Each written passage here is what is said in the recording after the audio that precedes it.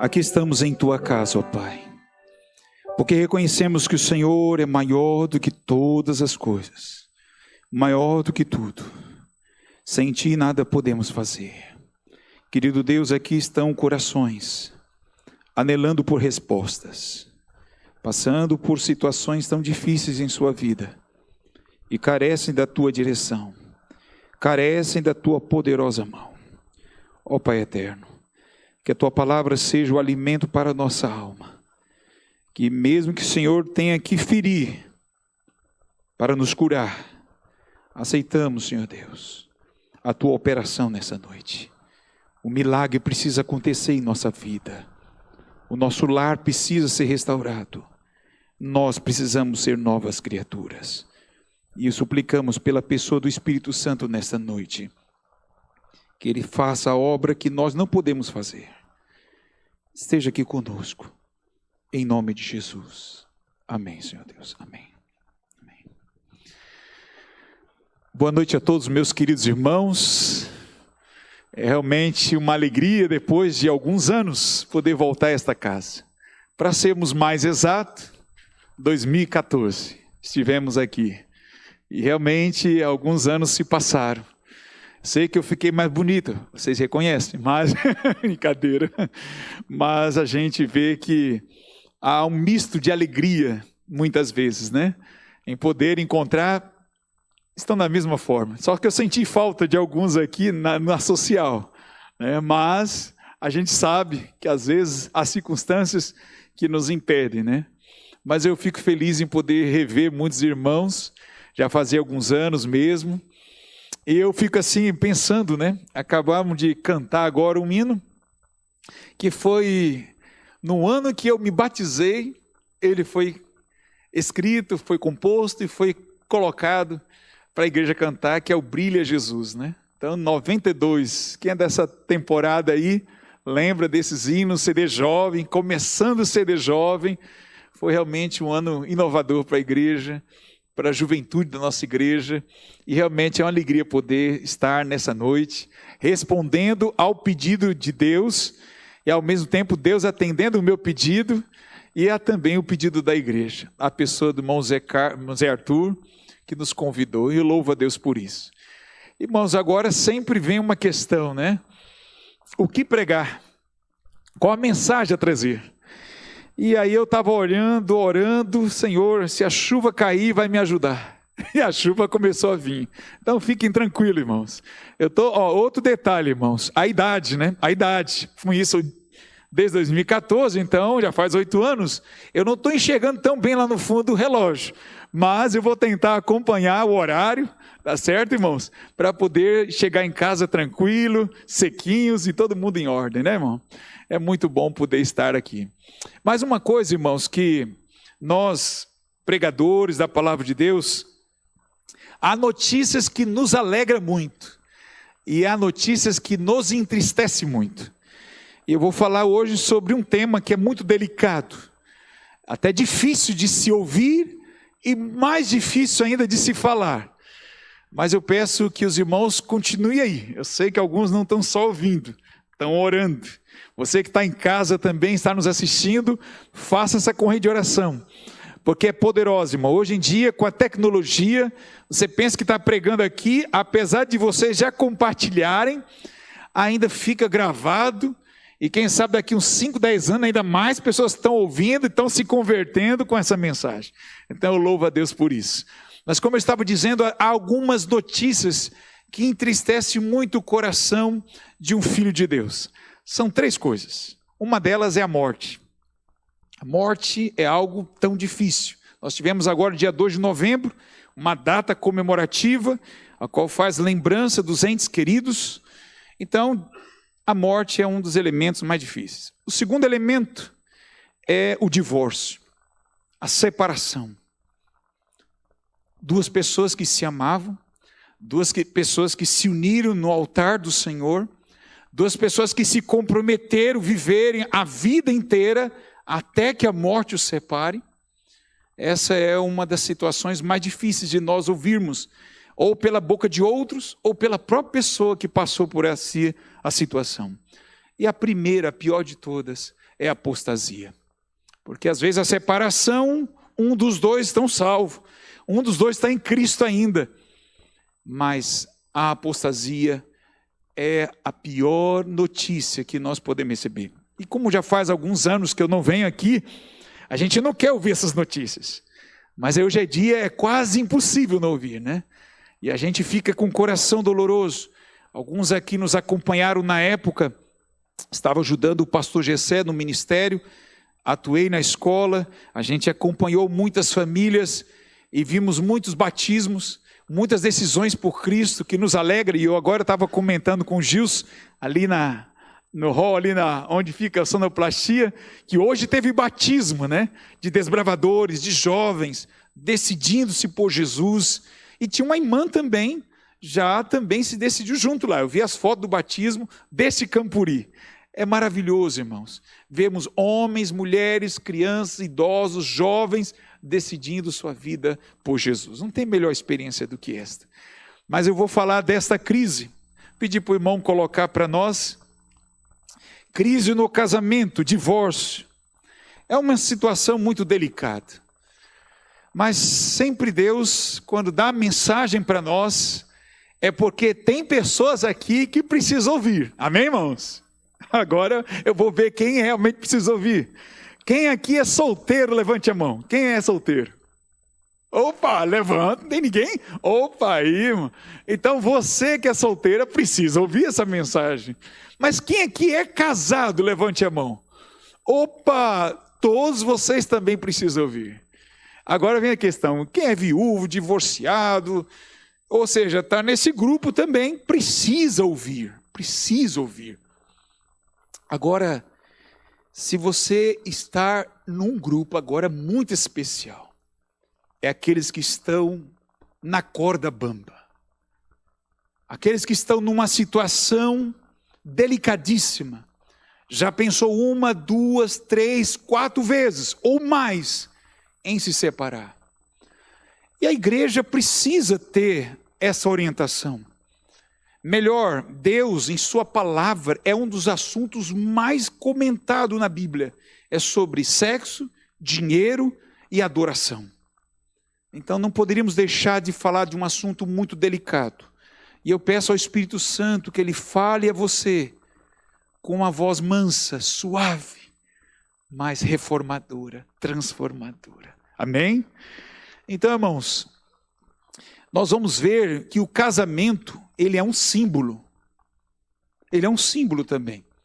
Se nós abrirmos nossa Bíblia em Efésios 5, versos 28 e 29, nós vamos encontrar lá essas passagens.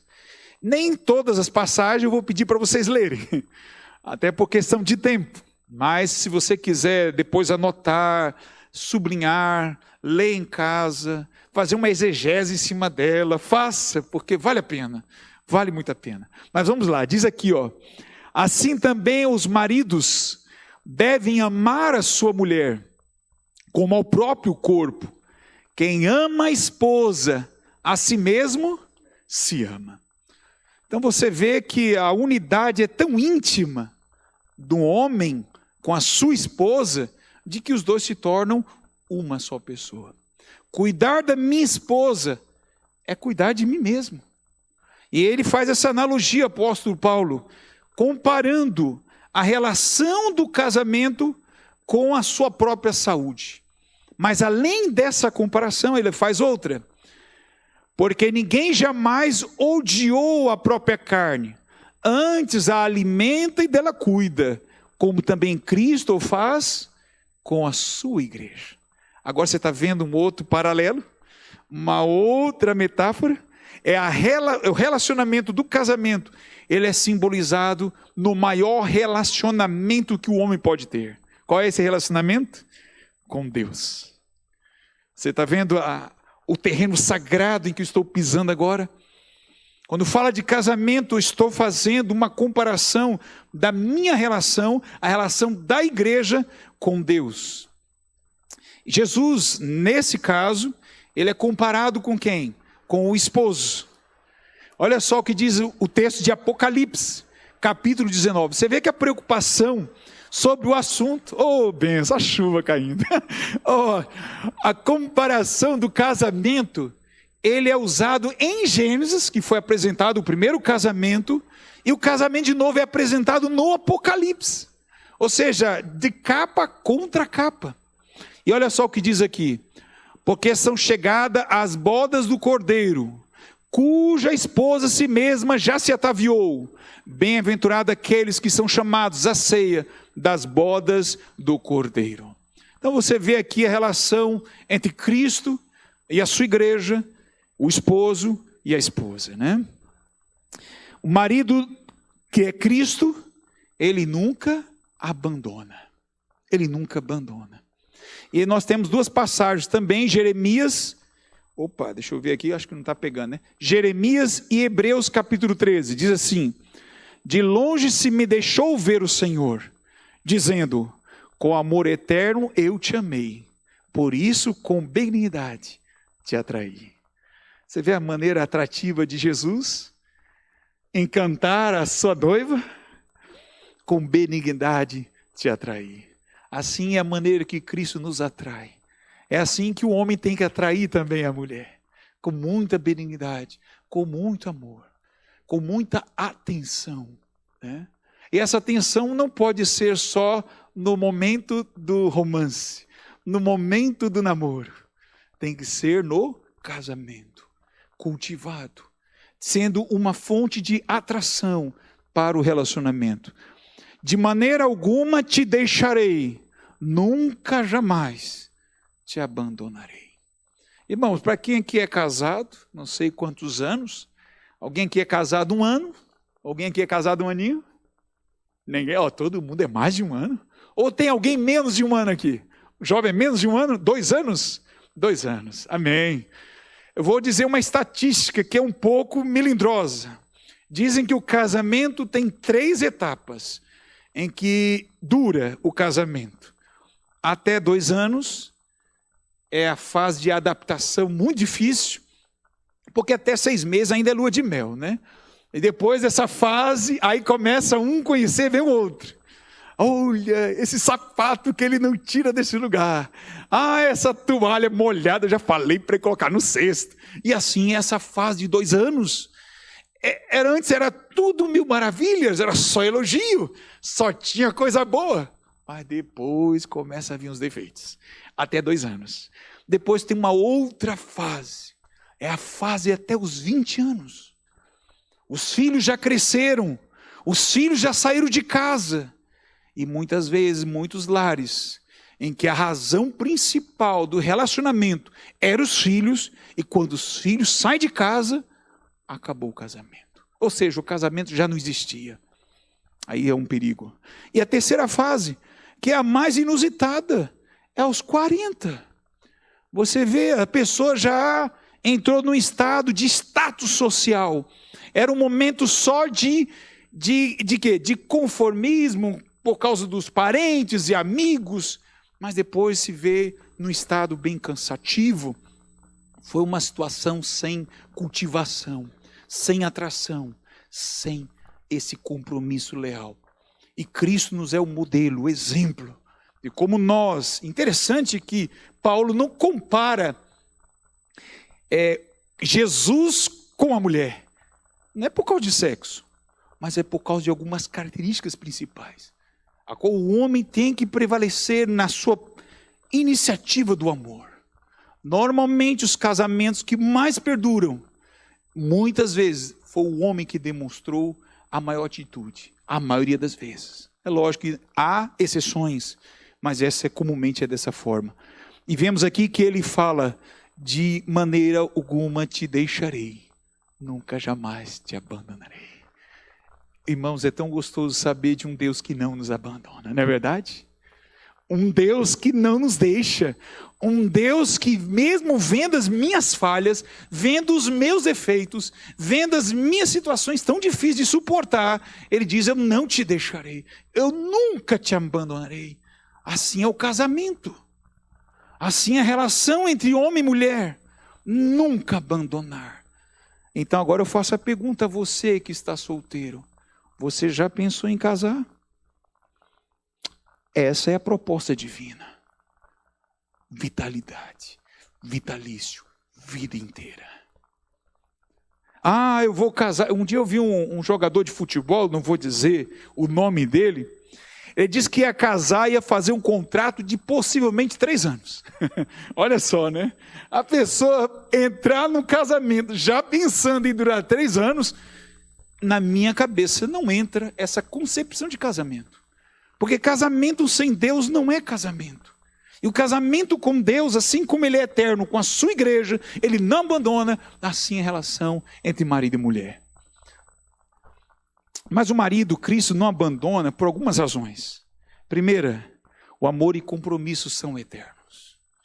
Ele não veio a este mundo para ser temporariamente homem.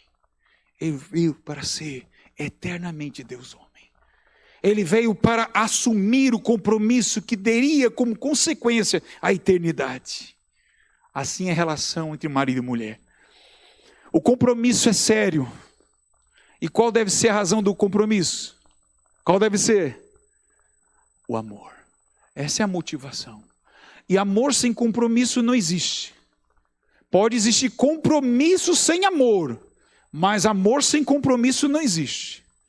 Há muitas relações, há muitas alianças que as pessoas se comprometem.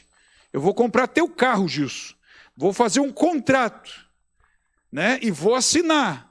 Mas eu posso nem amar ele, nem amar o carro dele, pode ser por outras razões. Mas no relacionamento entre Cristo e a igreja, entre o homem e a mulher, deve ser a motivação, a razão, o amor. Separação não será por sua iniciativa. Assim como não é a iniciativa de Cristo, assim não é também do cristão a iniciativa da separação. Cristo, o marido, nunca abandona. E aí o marido tem que exemplificar o amor de Cristo. Divórcio, separação, ela realmente é existente? É um fato? É. Não vou perguntar quem está agora no divórcio. Eu não vou perguntar agora quem está nesse período de separação. Mas eu digo uma coisa para você claramente. Ela desfigura esse simbolismo dessa relação, desse propósito com Deus. E há orientações que normatizam o divórcio. Infelizmente, a Bíblia teve que apresentar. Deus teve que apresentar. Assim, eu fico imaginando Deus olhando para a nossa situação. Assim como eu falei que a apostasia é um fato que Deus tem que aceitar. Ele não vai obrigar ninguém a segui-lo. Ele não vai obrigar ninguém a amá-lo. Mas Ele nos ama. Assim também no casamento. É uma relação voluntária de 2 pessoas. Melhor, de 3 pessoas. O homem, a mulher e Deus. Não tem como você dissociar isso. Mas o que acontece é que muitas vezes há orientações para essa realidade. E agora eu vou pedir para vocês lerem a Bíblia. Para não ficarem pensando, opa, é o irmão, é o pastor que está orientando. Não, é a palavra de Deus. Amém, irmãos? Vamos agora a esse texto de 1 Coríntios capítulo 7. Até agora foi só a introdução. 1 Coríntios capítulo 7, versículo 10 a 16. Há 2 capítulos que norteiam no Novo Testamento que tratam do assunto com mais propriedades que os demais textos. É lógico que poderia citar muitas passagens, mas essas 2 são as principais. E está em 1 Coríntios capítulo 7, verso 10 até o verso 16 e depois o verso 39. Vamos ler comigo? Quem achou diz amém? Tá. Quem não achou diz o quê? Então vou dar mais um tempo, vamos lá. 1 Coríntios capítulo 7, verso 10. Agora ele começa dizendo ao apóstolo Paulo: aos casados ordeno, não eu, mas o Senhor. Por que ele está dizendo assim, eu e não o Senhor? Ele está dizendo assim na expressão usada, né? Jesus foi quem falou essas palavras que ele vai dizer. Então ele cita as palavras diretamente de Jesus. Mas a orientação é de Deus. Então, seja de Paulo, seja de Cristo aqui, vem da mesma fonte. Amém, irmãos? Mas ele diz aqui: aos casados ordeno, não eu, mas o Senhor, que a mulher não se separe do marido. Mas se ela se separar, que não se case de novo, ou que se reconcilie com seu marido. Está vendo? Não se case de novo, ou se reconcilie com seu marido. E que o marido não se divorcie da sua esposa. Aos outros digo eu, não o Senhor, agora as palavras dele, né? Se algum irmão estiver casado com uma mulher não crente, e esta concorda em morar com ele, não se divorcie dela.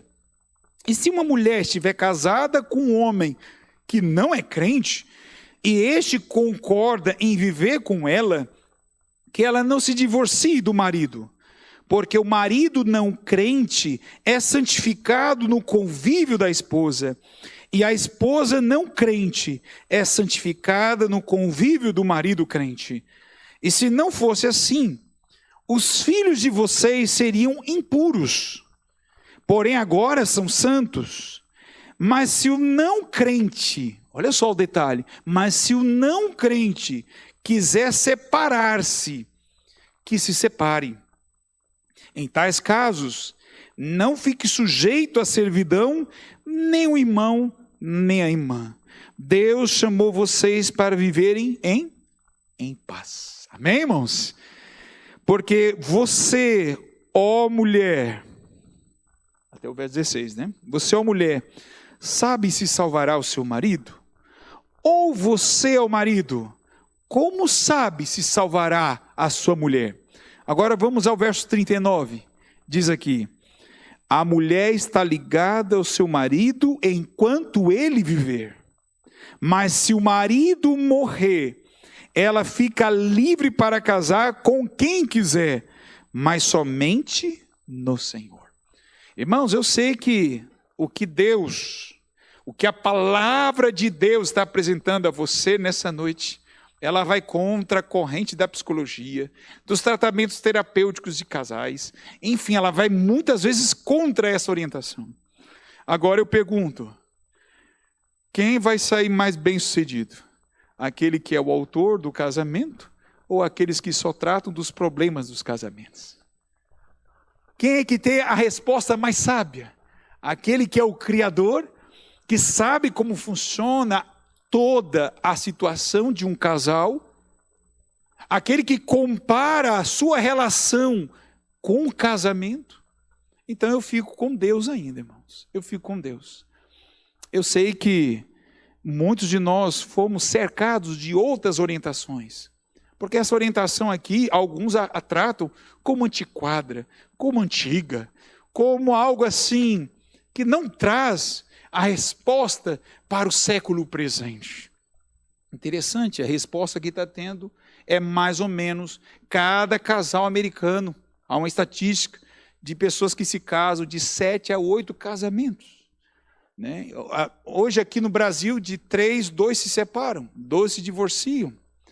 Então você vê que a prova da evidência de que o homem estar no caminho errado, nas suas orientações, contrário à palavra de Deus, está aí o resultado. E eu sei que você não veio aqui para buscar orientação de homens. Você não veio aqui para buscar orientação de um psicólogo apenas secular. Você veio para tirar a orientação daquele que é Deus. Aquele que sabe muito bem o segredo para um casamento feliz. Mas tem algumas questões muito importantes a nós aprendermos nessa noite. Amém? E vamos lá, irmãos. Padrão é não separar-se. Esse é o padrão bíblico. E eu digo a vocês, se alguém me procurar ou procurar qualquer um cristão que zela pela salvação de nossos membros, normalmente a nossa propensão vai ser nessa orientação. Mas, infelizmente, não é exclusiva. Alguns casos de realidades que a orientação da separação, infelizmente, são forçosas a dar. E vocês vão entender por quê. Mas, vamos lá. É muito assunto, né? Olha só, diz aqui, ó. Ordeno não eu, mas o Senhor, que a mulher não se separe do marido e que o marido não se aparte de sua mulher. Essa é a orientação. Ah, mas ele é muito cabeça dura. Ah, não dá não. Ele é muito financeiro, é muito mesquinho. Não, olha, não dá. Ela é ciumenta demais. Não dá para continuar. São tantas causas em que o homem apresenta como razão viável para a separação. Quando nós vamos ver na palavra de Deus, são raros os casos de separação. E eu vou deixar bem claro para os irmãos, a palavra é separação, não divórcio. Na Bíblia tem boa diferença. Até também na legislação brasileira também tem diferença, né? É lógico que hoje está sendo mais fácil, parece, se separar e se divorciar. Há uns anos atrás era muito mais difícil. Mas, biblicamente falando, tem diferença. Separar não é o mesmo que divorciar. Vamos lá, então. Se vier a separar-se, primeiro caso, que não se case. Porque separação, de acordo com a passagem que nós lemos agora, e vamos ler também em Mateus, ela é um momento para que o casal se reconserte a situação, se reformule, para o casal orar mais, para o casal reavaliar por onde está andando e o que precisa fazer para consertar, mas com a intenção de quê, irmãos? De voltar. Porque nós somos pecadores, irmãos. No meu caminho com Deus, Cristo sempre me ama, mas eu peco. A falha humana está em nós, nunca em Deus. Mas como o casamento, os dois são pecadores, há momentos em que a separação se torna viável. Quais seriam os momentos viáveis de separação, né? Outra coisa, que se reconcilie com o seu marido. Você está vendo? Não deve casar, se for separar, e deve reconciliar. Mas como assim reconciliar? Há casos que não dá. Vou dar um exemplo. Casos de abuso, em que, de acordo com a situação legislativa até do nosso país, casos de violência, separação é necessária. Separação, não divórcio.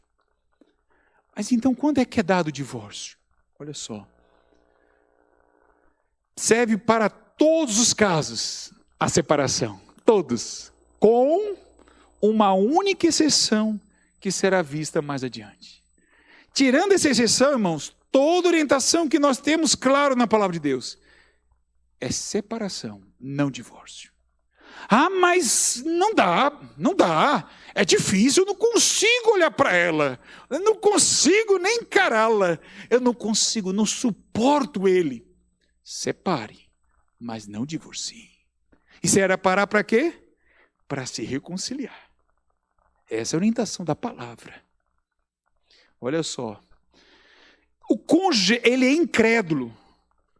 Alguém aqui se converteu, ambos eram incrédulos, conheceu a palavra, mas os dois não se converteram juntos, né? É tão bom, né, quando a gente vê um casal se batizando, mas nem sempre é assim. Às vezes é só a mulher que se converte, ou só o homem que se converte. Mas o marido incrédulo que não se converteu, não entregou sua vida a Cristo, ou a mulher, o que diz a palavra de Deus? Não separe. Ah, mas ele não aceita, ele não guarda o sábado, ele quer que eu cozinhe carne de porco, ele quer que eu ande sei o quê, ele quer que... Ele faça a sua vida, viva o seu costume, viva as suas tradições. Conversão não é imposição, mas você não pode ceder os princípios que Deus lhe deu. A fé que você tem. E se ele quer, não, olha, ela é adventista ou ele é adventista, mas eu não quero me separar dele. Então, o que o crente deve ser feito, irmãos? Continue firme com ele. Seja um testemunho, seja um missionário. E quantos casos que nesses 30 anos que eu tenho de adventista, porque a minha experiência, irmão, de casamento foi essa. Me casei com a minha esposa, da igreja, casamos virgens, mantivemos o casamento 23 anos. Mas quantos casais que eu vi em que a mulher era a única crente, manteve-se firme e o marido se converteu. Ou vice-versa, a mulher se converteu. Amém, irmãos? É uma vitória.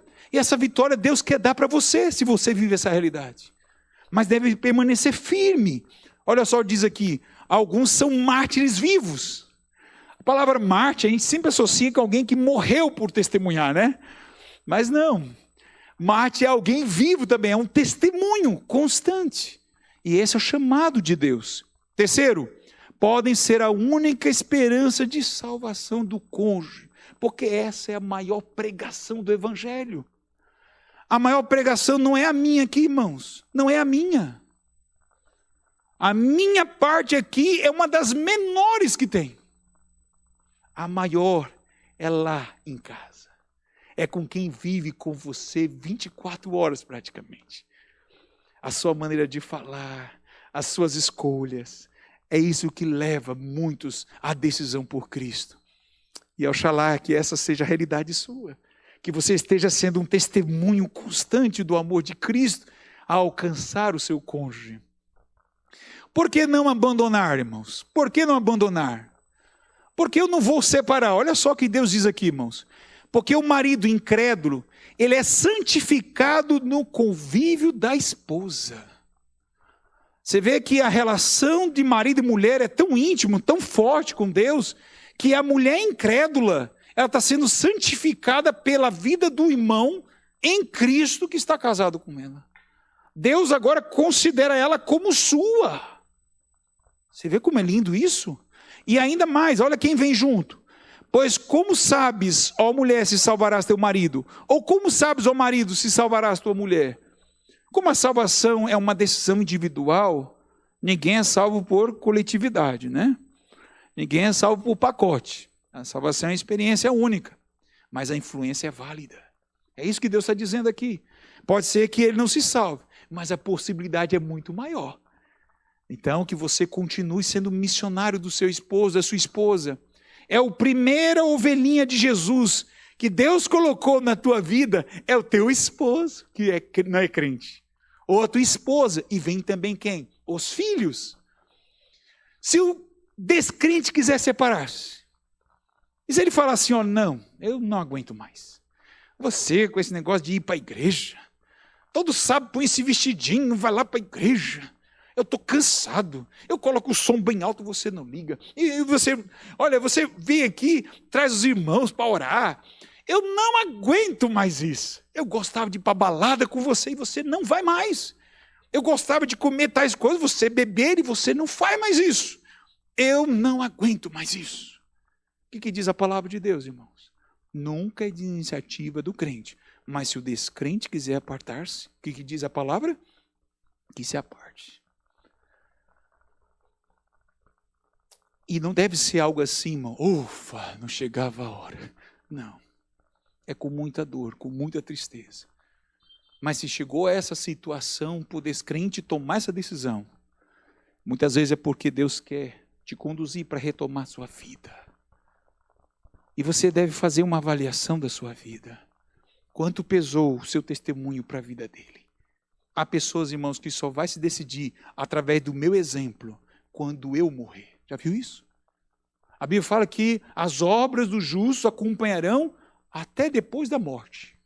E nós estamos estudando a lição da escola sabatina, sabemos que eu não vou estar continuando com minha consciência após a morte, mas é que o meu testemunho perdurará na mente daqueles que tiveram a minha influência, mesmo depois de morto. E muitas vezes, em muitos casos, só vai ser depois dessa situação. Que oxalá não seja assim com você, com o seu cônjuge, mas se for, muitas vezes será necessário retomar a vida. Alívio aos conflitos. Deus não permite que nenhuma tentação venha sobre nós que seja além daquela qual podemos suportar. E Deus sabe de todas as coisas, irmãos. Muitas vezes, se continuasse a relação, poderia você perder a fé.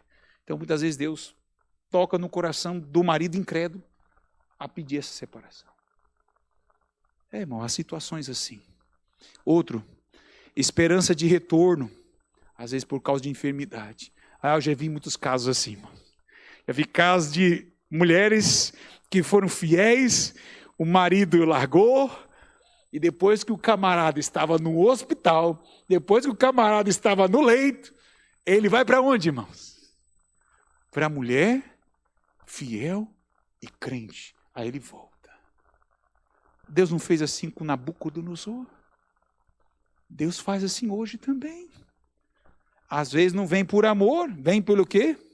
Pela dor. E essa é uma situação. Se eu for falar muito disso daí, irmão, vai à noite. Mas vamos lá. Opa! Aconteceu o inverso aqui, irmão, sem querer, né? Você falou para mim, olha só, vamos tentar acelerar aqui. Bom que é rapidinho, né? Olha só. Vamos voltar aqui. Isso, aqui já passou, já passou. Ah, opa! Esse quarto elemento não podia faltar. Novo casamento. Quando é que é dado na palavra de Deus novo casamento, irmãos? Apenas por morte ou adultério do cônjuge. Tem outra forma, pastor? Tem outra maneira? Um pouquinho diferente disso? Tem alguma brecha, alguma situação? Irmãos, na palavra eu não tenho.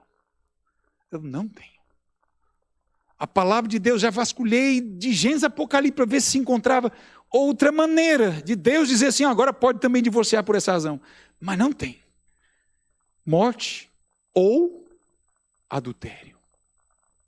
Agora eu pergunto, irmãos, quantos casos de divórcio teria hoje na igreja? Não precisa nem lá no mundo, na igreja. Se as pessoas se separassem só por essas duas causas. Quantos casos você acha que teria? Agora, quantos estão se separando hoje, sem ser por essas causas? Agora, uma coisa eu quero dizer a você, irmão. Eu estou casado há 23 anos. Não ache que aqui eu sou, isento da possibilidade, muitas vezes, não querer separar, divorciar. Eu acho que eu não conheci nenhum casal que, em alguma circunstância, não tenha caído nesse pensamento. Mas se não tiver, amém, né? Amém. Mas é difícil. Mas uma coisa eu digo a você. Deus não pede algo que Ele não possa prover. Deus não dá uma ordem se Ele não dá a solução dela. Então, aqui Ele está chamando aqui para encará-lo. É o que está lá em Isaías capítulo 1, verso 18. Argue-me comigo, diz o Senhor. Se é Ele que está dizendo, vá à fonte. Não é o pastor, não é a igreja. Igreja não manda em ninguém, pastor muito menos. Um dia eu estava no meu emprego, o Gênio falou assim, olha, Edilberto, eu não vou contar para o teu pastor não, é só esse sábado. Eles pensam que é o pastor, mas não é o pastor, irmãos, é por Deus. Então ele tem a resposta, e como ele deu a resposta para ele. Até quando vocês estão ligados? Diz a palavra em 1 Coríntios 7,39, a mulher está ligada enquanto vive quem, irmãos? Enquanto vive o marido. Então aquele que está divorciado, olha só o que eu vou dizer, aquele que está divorciado, de acordo com a lei dos homens, mas não foi por adultério, ele de acordo com a Bíblia está em que condição hoje? Está separado. Separado. Agora vem um detalhe muito importante. Quando é que ele pode separar? Apenas a morte do cônjuge.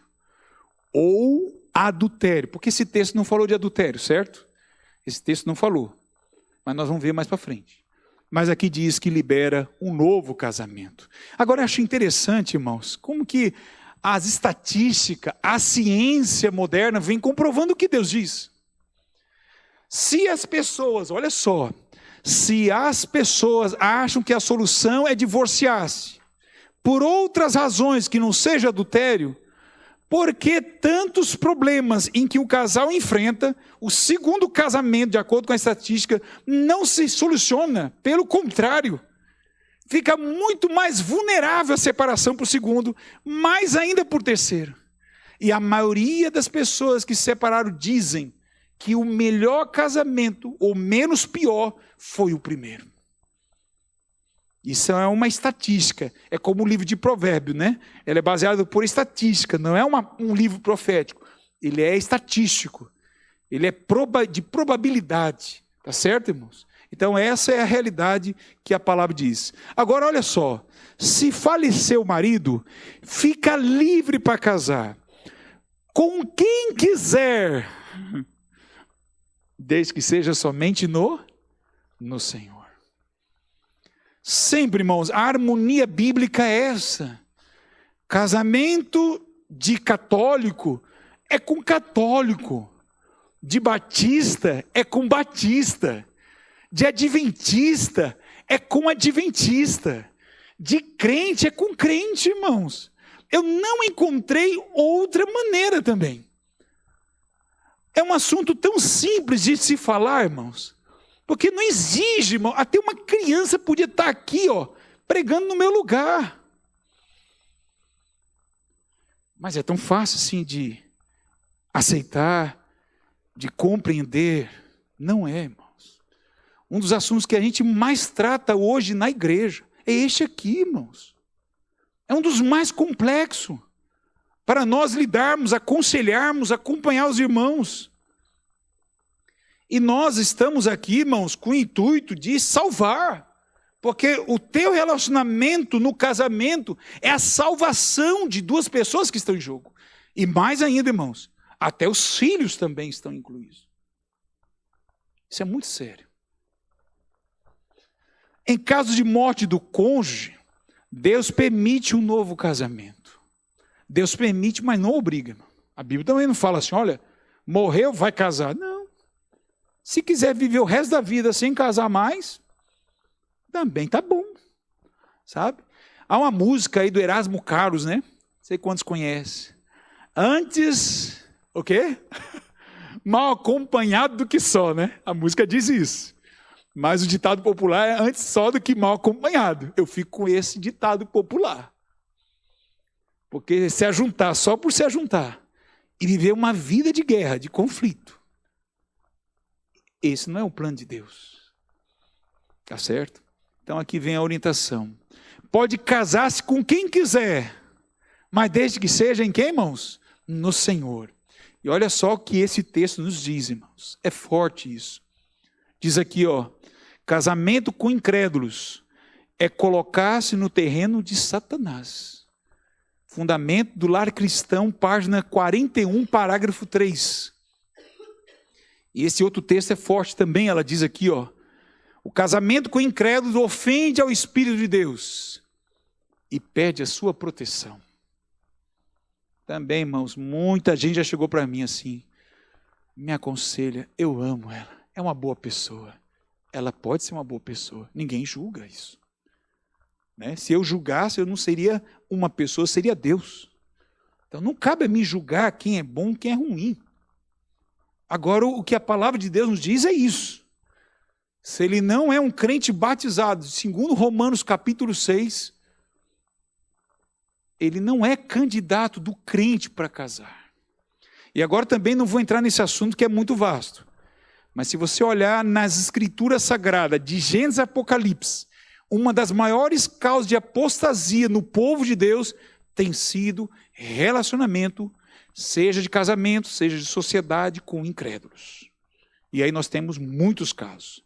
Interessante que isso não está só em Gênesis, está na época do Apocalipse, é em nossos dias. E esse caso, irmão, é tão pouco observado, a gente olha tão pouco, porque se contássemos, nós perderíamos o número. Então, irmãos, aqui é algo muito sério. Por isso que eu estou lidando com, olha, ele bate de tabela 3 casos, né? Morte, divórcio e apostasia. Esse sermão está incluindo tudo isso e muito mais. Mas não só isso. Orientações de Jesus sobre o divórcio. Vamos terminar com este agora. Mateus capítulo 19, verso 3 a 12. Vamos abrir então? Mateus capítulo 19.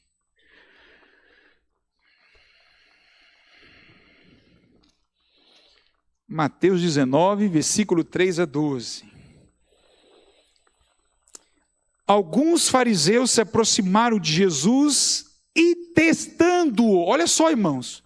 O assunto é tão delicado, tão importante, irmãos, que você vê que foi um assunto em que os fariseus entraram para tentar Jesus. Se esse assunto não fosse tão importante para Jesus, os inimigos de Deus nunca iam querer também entrar com esse assunto. Você vê? E ele continua dizendo ainda, olha só o verso 3. E perguntaram, é lícito ao homem repudiar a sua mulher por qualquer motivo? Lembra que eu falei sobre as razões? Quais são as razões de divórcio, irmão? Segundo a Bíblia? Quantas causas? Uai! Quais são as causas? De divórcio. Não. Então vamos lá com Jesus agora que ele vai dizer. Vamos lá.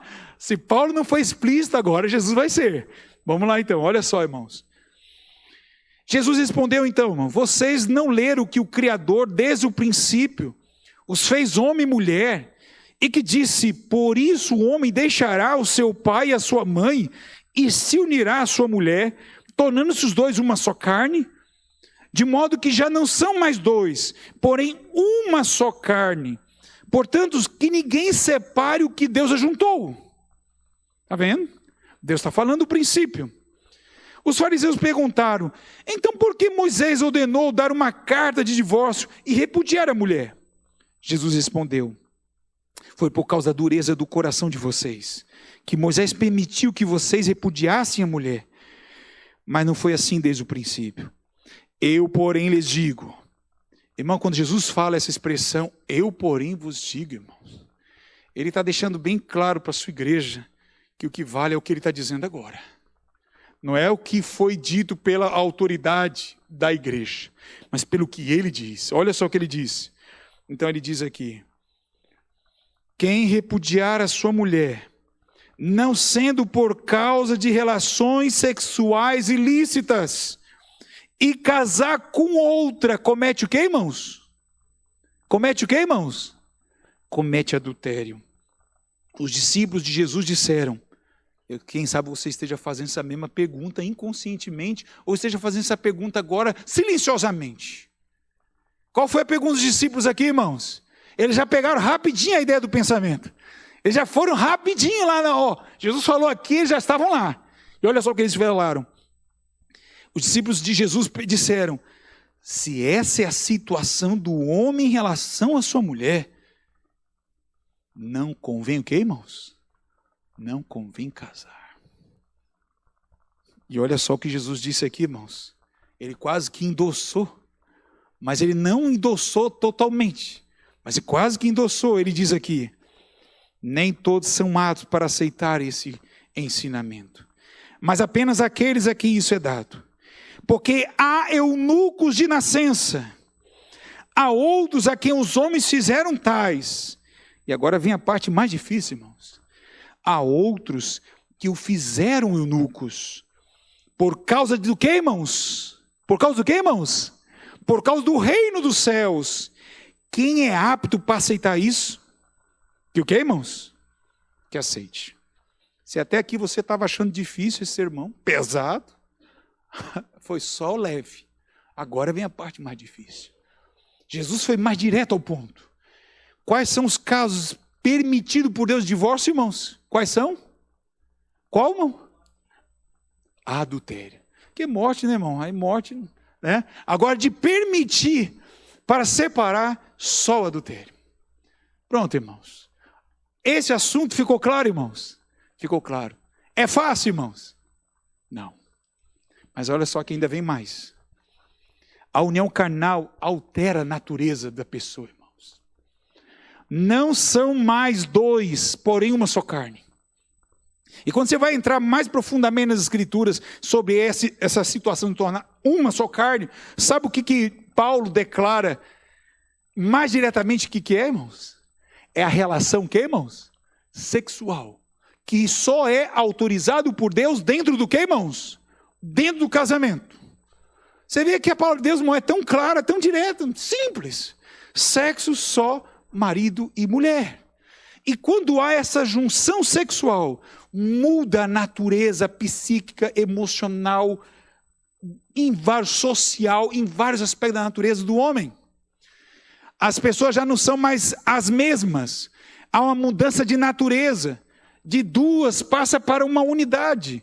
Uma união efetivada por Deus. É uma ligação vitalícia, irmãos. Ela altera a natureza de tal forma, irmãos, físicas, emocionais, profundas demais. Profunda demais. Por isso que dentro de uma relação entre homem e mulher, quando se separa, divorcia, segundo as pesquisas da psicologia, é a segunda causa mais traumática na experiência humana. A pessoa não é mais a mesma. Ele muda a personalidade, muda a sua natureza de relação, muda quase tudo na vida dele. Não é mais o mesmo. E olha só o que vem mais, irmãos. Rompimento, divórcio é muito doloroso e traumático. Deus não aprecia o sofrimento, irmãos. Quando Deus fala assim, não divorcie, irmão, é porque Deus sabe que divorciar vai sofrer. E vai sofrer como nunca. Quando a causa não é a justificável. Mas não porque Deus quisesse que separasse. Mas é porque Ele sabe que muitas vezes, um casal que se permanece junto, a maioria das vezes, não é sempre, ele nunca mais vive em paz um com o outro. Fica sempre aquele ciúme. Ele vai me trair de novo? Ela vai me trair de novo? Então, se for para viver assim, é melhor que se divorcie mesmo. Mas se houver um pleno perdão e amor, aí é melhor que se volte juntos. Se houver arrependimento também do outro, né? Ninguém aqui está para ser masoquista, certo? Ou para continuar a querer ser traído. Mas, salvo essa situação, é melhor que se divorcie. Sucessivos rompimentos diminui o quê, irmãos? O efeito de ligação. Por isso você vai ver, irmãos, que normalmente o segundo casamento mais bem sucedido são entre pessoas viúvas, né? Ambos já tiveram um amor lindo com sua esposa, seu esposo, ou às vezes a outra pessoa é vítima. Por ela vivia na fidelidade, o caráter dela correspondia a isso, ela casa de novo, ela pode ser feliz no segundo casamento. Mas quem normalmente é o culpado do divórcio, que normalmente é os dois, mas há casos em que é um só, normalmente o segundo casamento não espere ser bom. Não espere ser bom. É triste isso, mas é realidade. A separação não deve ser nunca da iniciativa humana. Olha só, portanto, o que Deus ajuntou, não separe o homem. Agora, se o homem não deve separar, quem vai separar, irmãos? Ninguém.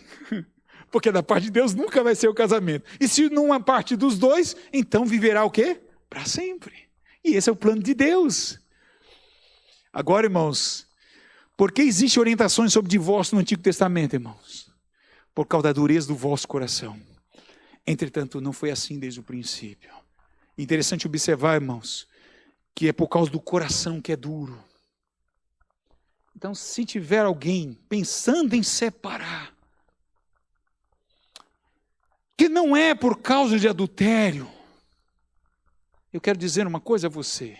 Eu já estou fazendo um eletrocardiograma agora. Eu já estou fazendo um eletrocardiograma agora gratuitamente, irmãos. Sabia disso? É porque o teu coração está duro. Mas quem deve fazer a mudança, irmãos? É eu, pastor? É o ancião Zé Arthur? Samuel? Não. É aquele que diz, eis que farei de ti, do teu coração de pedra, um coração que? De carne. É esse cirurgião que quer salvar teu casamento. É esse que quer operar essa transformação, que somente ele, e você está vindo agora para a mesa de cirurgia agora. Amém, irmãos? Você está agora na mesa da cirurgia. E ele quer operar no teu coração agora. Agora eu pergunto, você quer permitir ele fazer essa operação? Ele quer salvar a tua vida, ele quer salvar teu casamento, ele quer salvar seus filhos, ele quer salvar você. Irmãos, quem sabe essa hora seja a última vez que você está ouvindo a voz dele. Porque lá fora, irmão, você vai ouvir só um conselho: separe, divorcie, traia. Essa vai ser a voz do tentador. Mas a voz de Deus nessa noite é: filho, dá-me teu coração, eu quero quebrantá-lo, eu quero amolecê-lo, eu quero fazer você um coração novo, um coração puro, um coração amoroso, um coração transformado. Amém, irmãos? Essa é a vontade do Senhor. Agora, separação mais novo casamento de acordo com Jesus é o que, irmãos? O que ele falou aqui, irmãos? É adultério. Ah, não, isso é divórcio. É adultério. Não, isso é separação. É novo casamento. É adultério. É o que disse Jesus, irmãos. E contra ele eu não contesto. Eu não vou contestar a palavra de Jesus. E olha só o que ele diz, irmãos. Quem repudiar a sua mulher e casar com outra, comete adultério. E o que casar com a repudiada, também está cometendo adultério. Ou seja, vou dar um exemplo para ficar claro, eu e a Débora, né? Se caso nós quiséssemos separar, e outro casasse com ela, estaria adulterando, e eu casando com outro, estaria adulterando. Ah, porque ela não gosta. Não, eu estou em adultério e ela estaria em adultério. É assim diz o Senhor. difícil, irmão.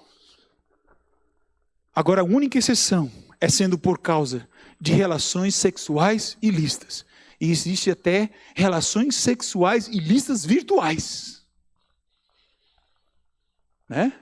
Antigamente, no tempo de Jesus, não tinha essa tecnologia não, né? Era só no tete-a-tete, no corpo. Agora é virtual, até mais do que esse físico. Separação em casos muito extremos pode ser um mal menor, mas não autoriza um novo casamento. Não autoriza. Agora, irmãos, isso aqui é forte, né, irmão? Eu não vou perguntar esse assunto, irmão, para ninguém. Mas você deve conhecer alguém que está assim. Alguém que se separou, que não foi por causa de adultério. E de acordo com Deus diz aqui, não deve contrair novo casamento. Então ele deveria fazer o quê?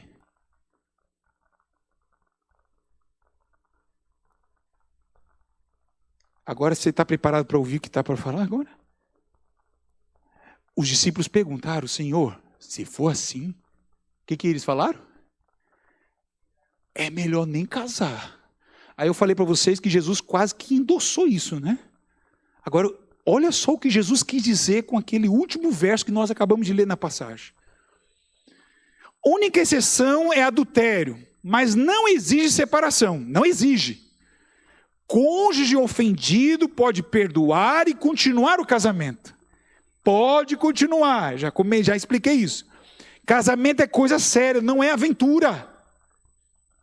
Às vezes eu vejo jovens que têm 20, 30, 40 e não se casa. É melhor assim, irmãos. A minha irmã casou com 38 anos. Pouco tempo. Se ela estiver super feliz no casamento, amém, irmãos. Amém. É melhor demorar a entrar na felicidade, mas ser feliz, né, irmão? É melhor demorar a entrar na felicidade, mas ser feliz, do que entrar cedo e se perder. Então, olha só aqui diz, irmãos. Exige sacrifícios extremos. Sacrifício extremo. Que sacrifício é esse, irmãos? Permanência em situações difíceis, irmão.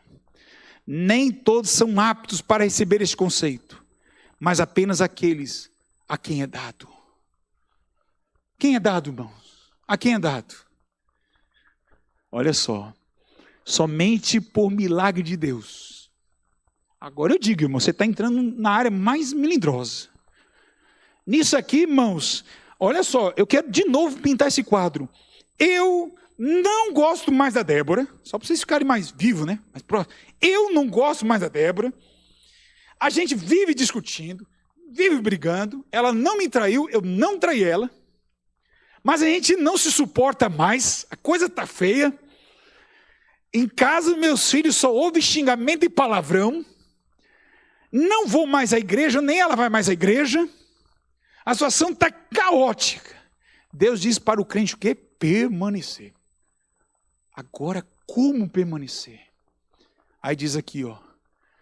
Cristo libera a habilitação do alto. Agora começa a vir o milagre. Casamento é um milagre, irmãos. É um milagre. E diz ainda mais. Cristo também escolheu permanecer nas piores condições. Lembra? Eu não abandonarei. Somos chamados a seguir-lhe o exemplo. Impossível por esforço pessoal, irmãos. Impossível. Você pode procurar 1000 psicólogos, fazer vários tratamentos terapêuticos. Mas tem situações, irmãos, que é só um milagre vai manter seu casamento. E olha só o que diz aqui, irmãos. Envolve a negação do eu. Pode exigir privação dos direitos sexuais. Eu conheci um irmão da igreja que falou assim para mim, pastor, faz 8 anos que eu não faço sexo com a minha esposa. 8 anos. Jejum total. 8 anos. O que diz a palavra de Deus, irmãos? Que o homem tem direito sobre o corpo da mulher. E a mulher tem direito sobre o corpo do homem. Não é assim que diz a palavra, irmãos? Mas neste caso aqui, para não haver o divórcio, para salvar o casamento, mais do que isso, para salvar a tua alma, é assunto muito sério, irmãos. Muitas vezes nós temos que privar dos nossos direitos sexuais. São eunucos por causa do que, irmãos? Do reino de Deus. O que é eunuco, irmão? Alguém sabe o que é eunuco? Alguém sabe o que é eunuco? Sabe, irmão Zé? O que é eunuco? Não manter relação sexual. Há aqueles que são feitos eunucos. Há aqueles que nasceram eunucos. Tem pessoas que têm o dom do celibato. Ou tem algum problema genético. Ou algum problema de órgão reprodutor. Nasceu já eunuco. Certo? Outros são feitos. A Bíblia cita de um. Pelo menos na Bíblia, os 4 amigos de Daniel. Daniel e os 3 amigos. Foram para entrar na corte babilônica. Além de serem nobres, inteligentes e tudo mais. Ficaram eunuco. Mas há um terceiro. Que é por causa do reino de Deus. Porque há eunucos de nascença, outros a quem os homens fizeram tais, e há outros que a si mesmos se fizeram eunucos. Se fizeram eunuco por quê, irmãos? Por causa do reino dos céus. Quem é apto para admitir, que admita. Você está apto a admitir isso? Eu falei desde o início que o que eu ia pregar é algo inusitado. Impopular no mínimo. Mas olha só o que diz aqui. Aptidão recebida por pedido. Pedida se vos á. Buscais e achareis. Bater abrir-se-vos-á. Pois todo o que pede recebe. O que busca encontra. A quem bate, abrir-se-lhe-á. Esse verso é aplicado para muitas situações. E nessa não seria diferente. Há situações, irmãos, em que a outra pessoa, o seu cônjuge, não vai aceitar o evangelho. Não vai aceitar o plano de Deus. Não vai te trair. Não vai querer separar. E não vai querer ter relação. E você deve fazer o quê? Orar, vigiar, se cuidar, se privar, ficar até virgem, se for o caso.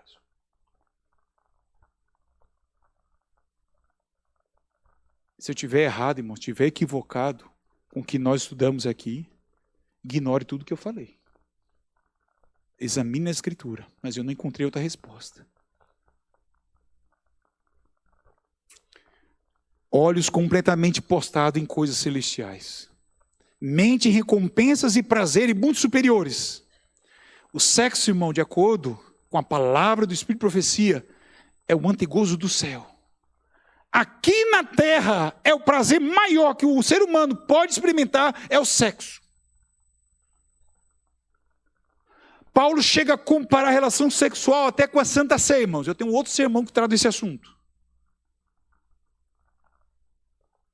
Mas até desse prazer, que é puro, que é bom, que vem de Deus, se for para eu ter as mansões celestiais, para ter a glória futura, se for necessário, terei que renunciar. Quando você vai no casamento, você não faz o voto? Na saúde e na doença. Aquilo é sério, irmãos. A esposa está com depressão. O que é ficar 6 meses sem sexo? 1 ano sem sexo? 2 anos sem sexo? Se é por amor. Está vendo que o casamento, irmãos, é muito mais profundo do que muitos imaginam, irmãos. Casamento não pode ser a coisa mais importante. Preferem ser maltratados a desagradar a Deus. Moisés preferindo ser maltratado junto com o povo de Deus, a usufruir prazeres transitórios do pecado, irmãos. Porque o pecado que é o adultério. Se for para mim não pegar a pornografia como subterfúgio, nem a masturbação para ser subterfúgio. Mas se for para mim manter-se puro e fiel a Deus, olhando para prazeres maior. Agora eu digo, irmãos, o crente que está nessa forma, ele já está vivendo o céu aqui na terra. Isso é cristianismo. Pode ser o quê? Olhado com o quê, irmãos? Olha só, com desprezo e vergonha. Hebreus capítulo 11, verso 26. Portanto, Moisés considerou o opróbrio de Cristo, irmãos, por maiores riquezas do que os tesouros do Egito, porque ele contemplava o quê, irmãos? O galardão. não são tolos. Todo mundo chamaria isso de tolo. Vai para outra. Outra vai te fazer feliz. Vai para outra. É assim que eles vão falar, irmãos. É feliz. Por isso Deus não se envergonha deles, de ser chamado o seu Deus, porquanto lhes preparou uma cidade. E essa cidade, Jesus foi preparar. Ele está vindo para nos buscar. Onde não haverá mais sexo, nem divórcio, nem separação. Todos nós seremos irmãos em Cristo. Mas hoje o teu casamento, o meu casamento, é o maior laboratório de Deus da minha fé. Não será o decreto dominical. Não será dentro do teu trabalho, algum outro lugar. É no teu casamento. Então eu quero terminar aqui, irmão, sem muito florido, não. Só quero dizer a você uma coisa. Este meu Deus, que falou isso, Ele tem a solução para a tua vida. Ele quer manter firme o teu casamento. Ele quer reconsagrar o teu lar. Porque o casamento não é feito com os filhos vão crescer, vão viver sua vida. Eu e a Débora vamos viver até que a morte nos separe. Assim eu espero hoje. Assim eu espero que ela esteja esperando. E assim estamos em Jesus. Eu quero convidar você agora a entregar teu coração a Cristo por completo. Você pode estar vivendo hoje uma dor, um sofrimento que somente Ele tem um bálsamo. Só Ele tem a cura. Só Ele pode curar tuas feridas, porque a dor é muito grande. Pode ser que aos olhos dos homens já está resolvido, mas você e Deus e ela ou ele não está resolvido. A tua vida eterna está aqui. A mesa de cirurgia está agora. Ele quer operar. Ele quer salvar você. Você permite hoje Ele fazer essa operação? Você permite hoje Ele dizer, filho, eu vou reconstruir tua vida. Eu vou dar ela para você de novo. Eu vou dar ele para você de novo. Ele pode fazer isso? Pode. E Ele quer. Ele quer curar você por completo. Vai ser fácil? Não. Mas vai ser salvífico. Porque só Ele tem essa promessa. Só Ele tem essa resposta. E eu quero convidar você agora comigo a se colocar em pé e orarmos. Porque eu sei que Deus quer fazer algo que até agora Ele não fez no teu coração. Eu quero orar por você agora. Querido Deus, Senhor, nosso Pai. É muito difícil de admitir isso daqui. É muito difícil, ó Pai. Nós não conseguimos, ó Deus. O casamento é algo tão sério aos teus olhos, tão profundo, que o Senhor compara o casamento com a relação que temos com Cristo Jesus. Um esposo fiel, o esposo leal, mas nós somos tão infiéis, somos tão fracos. Muitas vezes o pecado parece ser tão atrativo para nós, mas pelo poder que vem do alto, de transformar corações, eu peço ao Pai que o Senhor opere essa transformação no nosso coração, restaurando nossas feridas, ajudando na reconciliação com o nosso cônjuge.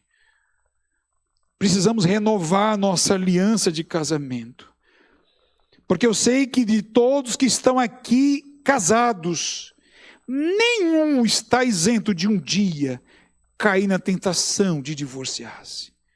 Mesmo os que têm 2 anos, mesmo os que têm 20 anos, mesmo os que têm 50 anos. Mas uma coisa é certa, queremos a fórmula do amor em nossa vida. Queremos perdoar e ser perdoados. Queremos voltar a crescer no relacionamento. Um relacionamento que é mais profundo que é o casamento. Abençoe, Senhor Deus, aqui, pessoas que estão sofrendo a separação, mas que precisa retornar para o seu esposo ou para a sua esposa. Aqui também tem pessoas que estão solteiras, que tomem essa decisão muito séria do casamento como algo tão profundo na vida, que não tome de forma leviana, mas consciente na palavra do Senhor. Aqui, ó Deus, também estão pessoas que estão casadas por muitos anos, mas têm vivido uma vida monótona no seu casamento. Não tem mais intimidade, não tem mais entrega, não tem mais sacrifício. Restaura esse casamento, ó Pai, porque no momento mais frágil que passarem, sofrerão a ruptura, mas precisam estar afirmados na rocha que é Cristo. Ó Pai, eu sei que o Senhor me trouxe para essa noite, eu sei que o Senhor está me usando agora, e eu peço em nome de Jesus que o Senhor opere este milagre, em nome dele eu oro.